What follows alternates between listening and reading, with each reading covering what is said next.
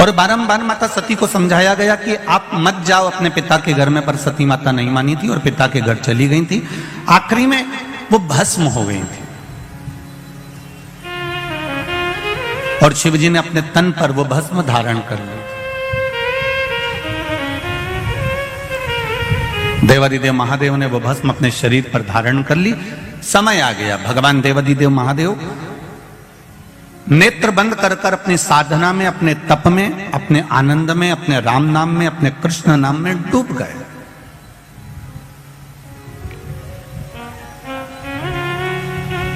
अब वो विचलित नहीं हुए। भगवान देवादिदेव महादेव का चित्त केवल राम में, कृष्ण में लग गया। नेत्र बंद हैं, साधना में लीन हैं, भगवान की विरल भक्ति में डूबे हुए हैं। उनको कोई मतलब नहीं कि संसार सागर में क्या हो रहा है। अब इसी बीच में जो शंकर भगवान ने भस्म शरीर पर धारण करी थी और भस्म शरीर पर धारण कर कर देवादिदेव जब चलकर आ रहे थे, उस मार्ग में चलते चलते चलते चलते देवादिदेव महादेव के सम्मुख में जब शिवजी केवल तप साधना करने के लिए बैठने जा रहे थे, तब एक असुर, एक राक्षस जन्म ले चुका था जिसका नाम था तारकासुर।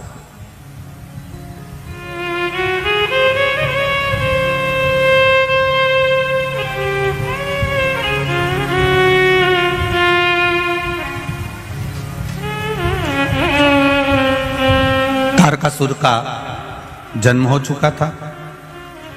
महाराज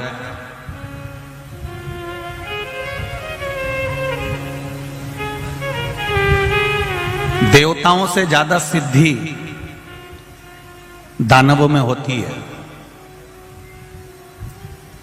देवताओं से ज्यादा सिद्धि, देवताओं से ज्यादा विद्या, देवताओं से ज्यादा तंत्र विद्या, मंत्र विद्या, साधना विद्या, सिद्धियां देवता से ज्यादा दानवों के पास होती है, राक्षसों के पास होती है।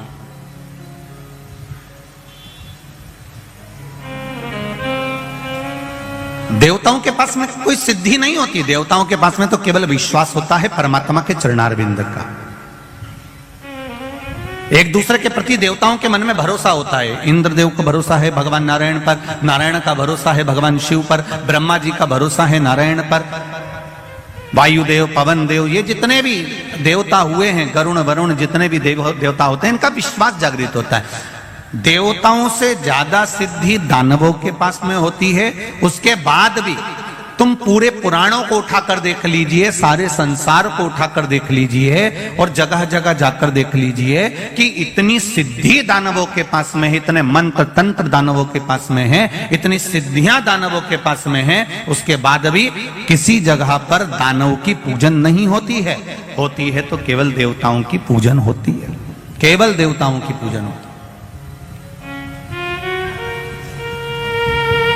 क्योंकि शिव पुराण कहती है कि तंत्र मंत्र साधना, ये सिद्धियां, ये सारी जो सिद्धियां है, ये कुछ दिन की रहती है।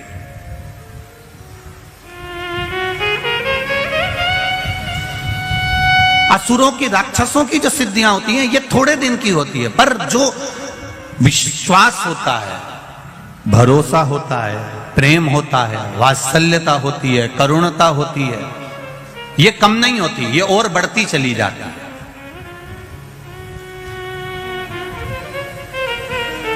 आप जिससे स्नेह करते हो, प्रेम करते हो, विश्वास रखते हो, करुणा रखते हो, वात्सल्यता रखते हो। एक माता अपने पुत्र से प्रेम करती है, वात्सल्यता रखती है, करुणता रखती है, विश्वास रखती है, और बेटा कहीं चले जाए तो मां को नहीं दिखता तो बार बार विचार करती, कहां गया, वो दिख नहीं रहा।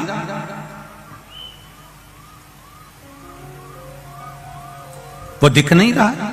कोई कोई स्नेह जो करते हैं, प्रेम जो करते हैं, उसको देखने के लिए तड़पते हैं।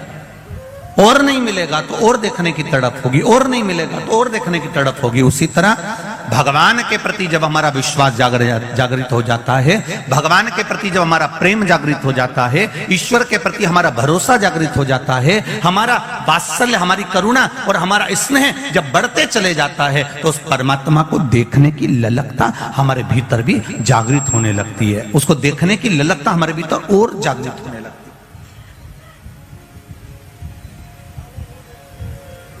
उसको देखने का मन जागृत होने लगता है। देव और दानव में यह अंतर है कि दानवों के पास में सिद्धियां ज्यादा है, दानवों के पास में बहुत सारे तंत्र मंत्र साधना है, पर देवताओं के पास में कोई सिद्धि नहीं, कोई मंत्र नहीं, कोई तंत्र नहीं, कोई साधना नहीं। और देवताओं के पास में भले मंत्र तंत्र साधना नहीं है, उसके बाद भी आज भी संपूर्ण ब्रह्मांड में, संपूर्ण विश्व में देवता पूजाते हैं, दानव नहीं पूजाते। भले उनके पास में कितनी भी सिद्धियां हो, कितना भी बल हो, कितनी भी सिद्धियां एकत्रित करके रखे हो, कितना भी तंत्र मंत्र इकट्ठा करके रखे हो, पर वो पूजाते नहीं है। हमारे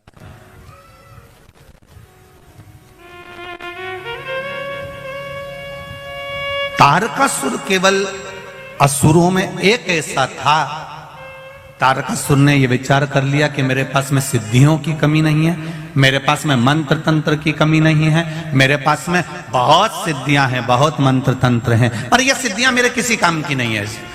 तारकासुर ने विचार कर लिया कि मुझे तो भगवान शंकर का भजन करना है, मुझे शिव भक्ति को धारण करना है, और कुछ भी नहीं चाहिए।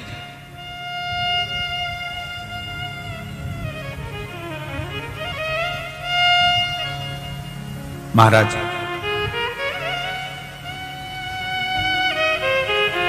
यही चतुरता है। एक कील, एक हथौड़ी, हथौड़ा तुम लेकर आओ, कील ठोकी है, वो कील आड़ी टेढ़ी हो जाएगी, पर एक कारीगर आएगा और वो कील ठोकेगा तो वो कील आड़ी टेढ़ी होगी क्या? नहीं।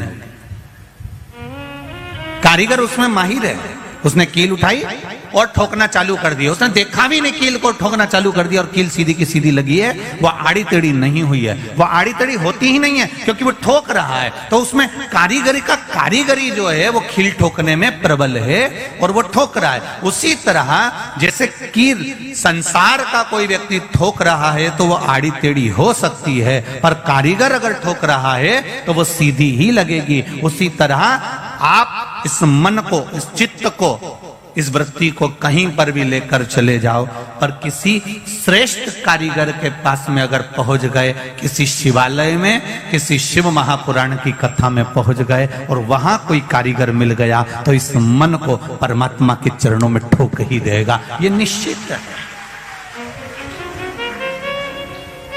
ये इसकी श्रेष्ठता है।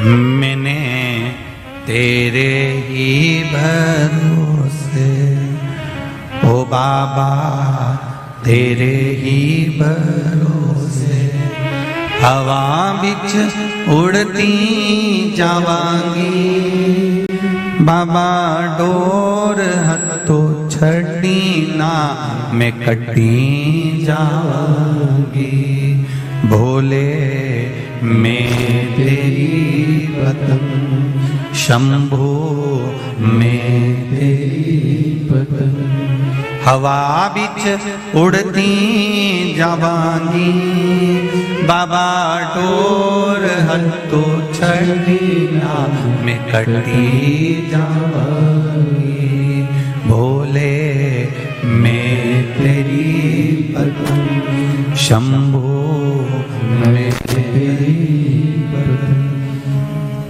इस मन रूपी कील को किसी कारीगर के पास में, किसी देवालय में ले जाकर रख दो और अच्छा कारीगर मिल गया तो वो ठोकेगा, और फिर ये कील इधर उधर नहीं जाएगी। एक पत्राया है, देखिए,